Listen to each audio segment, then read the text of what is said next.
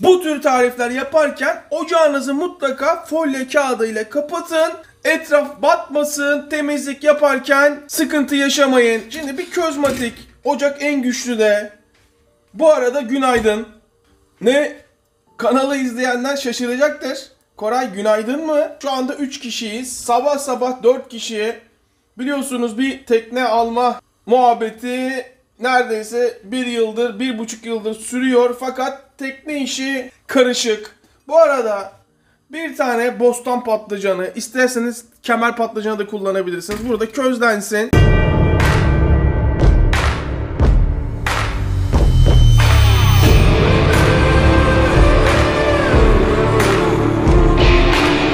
Közlendi. Hemen şöyle alalım. Közmatiği de şöyle alalım. Folyo kağıt kullanmanın faydaları. Ocak hiç kirlenmeden tarife devam edebiliyoruz. Hemen patlıcanı şöyle ortadan ve yanlardan şu şekil açalım. Aç hemen.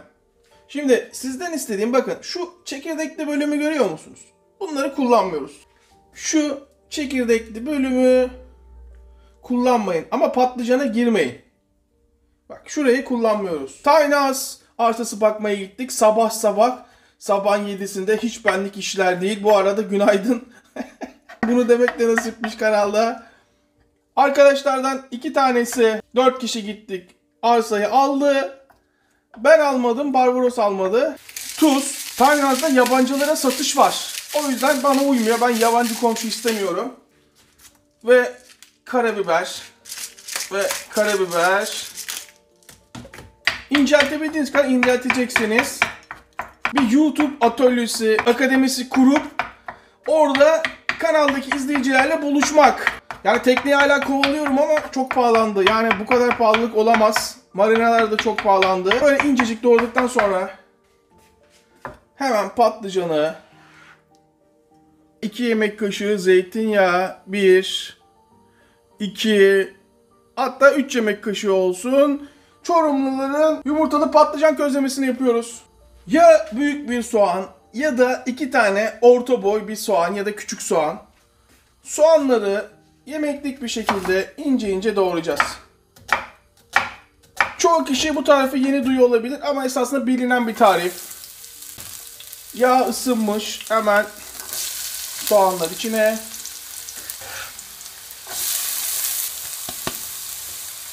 Biraz tuz. Orta ateşteyiz. Biraz tuz. Soğanların pembeleşmesi lazım. Şöyle bir karıştıralım ve karıştırdıktan sonra pembeleştirelim. Yemek sepetinden Grand Turco İzmirliler sipariş verebilir. Dükkana gidip benim selamımı söyleyip dükkandan sipariş vermeden, bak dükkandan %10 indirim isteyebilir. Yapmazsa bana söyleyin. Şimdi buraya 2 tane herhangi bir sevdiğiniz biber. Bu Charleston biber olabilir, sivri biber olabilir. Fakat burada sizden istediğim şu içindeki çekirdekleri kullanmıyoruz, tamam mı? Bakın tamamını alıyorum.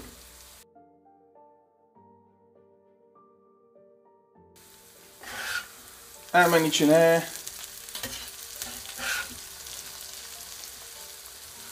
Tekrar bir karıştır. Biberler yumuşasın, soğan iyice pembeleşsin ve devam edelim. Büyük bir domates. Bunu da hemen küp küp. İster kabuklu ister kabuksuz size kalmış. Koray sen yaptığın zaman ben yapıyorum. Çok nadir de olsa bunu söyleyenler çıkıyor. Ama yaptığın gibi olmuyor. Lezzetli olmadı. Çünkü kardeşim sen tarifi tamamını izlemiyorsun. Kaçırıyorsun tarifin çoğunu. Ondan sonra onu da mı atmıştın, bunu da mı atmıştın? Lezzet ufak detaylarda saklı. Bu da hemen tuz. Şöyle çay kaşığının ucuyla. Karabiber. Ne kadar seviyorsanız.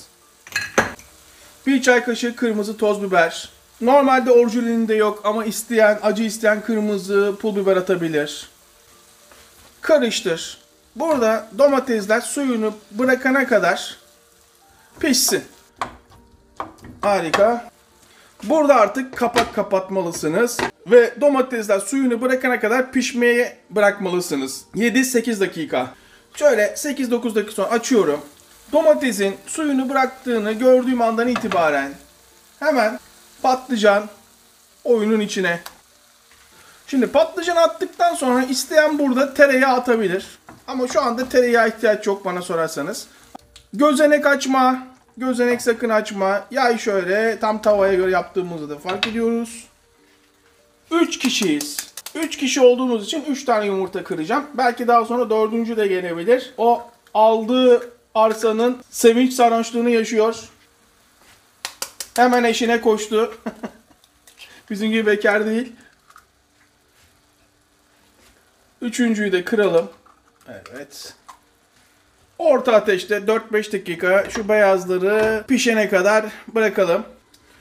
4-5 dakika sonra küçük bir tabak yapalım. Esnaf tabağı hesabı. Bakın yumurtayı görüyor musunuz? Beyazını kesinlikle çok fazla pişirmedim ama tabii tercih sizin. Siz bilirsiniz. Evet işte bu.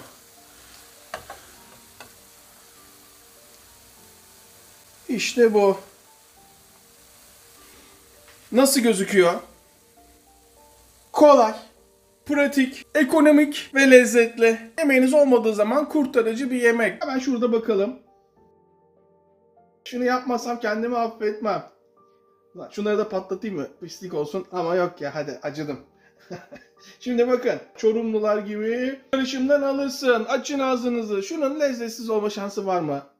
Biraz daha tuzlu olabilirmiş. Oysa ki bayağı tuz kullanmıştım. Koray, patlıcanı fırında yapabilir miyim? Fırında yapabilirsiniz ama köz tadını almazsanız yemek lezzetli olmuyor. Ama tabii yine de tercih sizin. Bir de şöyle bakın isterseniz şunun bir tadına. Vay be. Koray her yaptığına vay be, vay vay vay, wo. Ama gerçekten lezzetli ya. Harbi vay be yani. Şimdi hemen bunu masaya gönderelim bunları. İkinci tarife geçelim.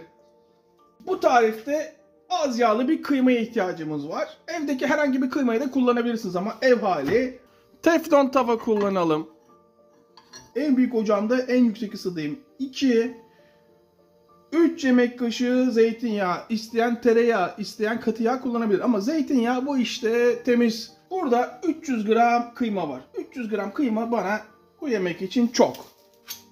İstediği kadar kıyma kullanabilir. Ama 150 gram kıyma burada işinizi görür. Hemen kıymayı dağıtarak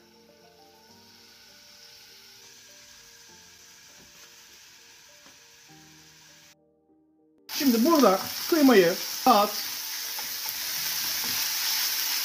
Tokat'ın çemenli yumurtasını yapıyoruz. Tokatlılar bunu iyi bilir. Pembeliği geçmeye başladığı anda altını kısıyorum ve kıymanın suyunu bırakmasını istiyorum. Kapağını kapatıyorum. 4-5 dakika pişiriyorum. 4-5 dakika sonra kapağını açıyorum. Ve kıymanın biraz suyunu bıraktığını fark ediyorum. Ve şöyle 1,5-2 dakika suyu çekene kadar şöyle bir kavuruyorum. Çok az bir su bıraktı görüyor musunuz? 1,5-2 dakika sonra şöyle 1 ve 2 çay kaşığı domates salçası. Şöyle bir çemen var. En dandik marketlerde bile satılıyor. Şöyle bir şey. Marka göstermiyoruz ama bulması zor oluyor çoğu zaman. Ta ne zaman almışım. Dolapta bekliyor. Şöyle yarım açalım. Bakın burada 150 gram kıyma için hemen 1 çay kaşığı çemen, yarım çay kaşığı karabiber, 1 çay kaşığı kimyon, tuz miktarı tamamen size kalmış. Karıştır. Şimdi artık biraz acele etmeliyiz çünkü yavaş yavaş da kıyma yanmaya başlayabilir. Şimdi tamamen bakın çemeni ve salçayı kıymaya yediriyorum. Kesinlikle kıymayı yakmıyorum yalnız. Devam.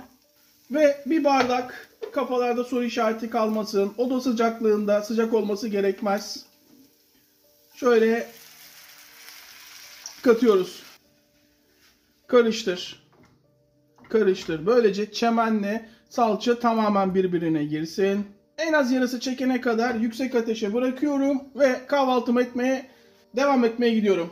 Bakın 6-7 dakikadır yüksek ateşte pişiyor. Hala suyu var. Kesinlikle kupkuru bırakmıyorum. Ama su miktarını görüyorsunuz değil mi? Şimdi burada yaydıktan sonra şunun lezzetsiz olma şansı yok. Yine 3 kişiyiz diye 3 tane yumurta. Kesinlikle yumurtayı şu anda dağıtmıyorum. Bakın şu anda dağıtmıyorum yalnız. Kesinlikle. Şöyle, evet. Ve ben kahvaltımı yapmaya devam etmeye gidiyorum. Yine ben geldim. Pişmeye, balonlar çıkmaya başladığı anda hemen tuzluyorum.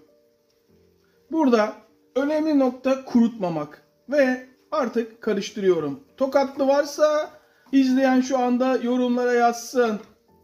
Şöyle 1 dakika karıştırarak pişsin. Hafif katılaşsın. Bu arada ocağın altını kapatıyorum ve 1 dakika, 1,5 dakika o sıvı bölümünün yumurtanın katılaşmasını bekliyorum. Eve esnaf tabağı çıkartalım, küçük tabak.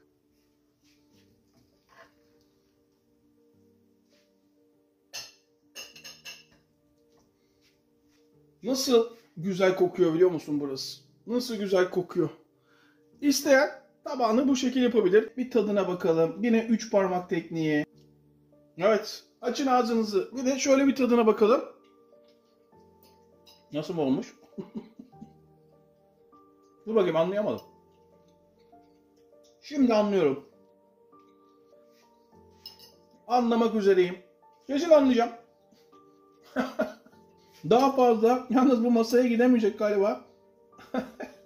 Bu arada izleyip abone olmayan vicdansızlar. Ama elbet bir gün karşılaşacağız. Zeki Müren yanılmış olamaz. Tokatlı selam olsun. Çemenli yumurta yaptık. Çorumlulara selam olsun. Yumurtalı közlenmiş patlıcan yaptık. Sanırım çoğu kişinin evdeki malzemelerle yapabileceği, daha önce görmediği tarifler. Hepimize yine sağlık. Tekrardan herkese selamlar vicdansızlar.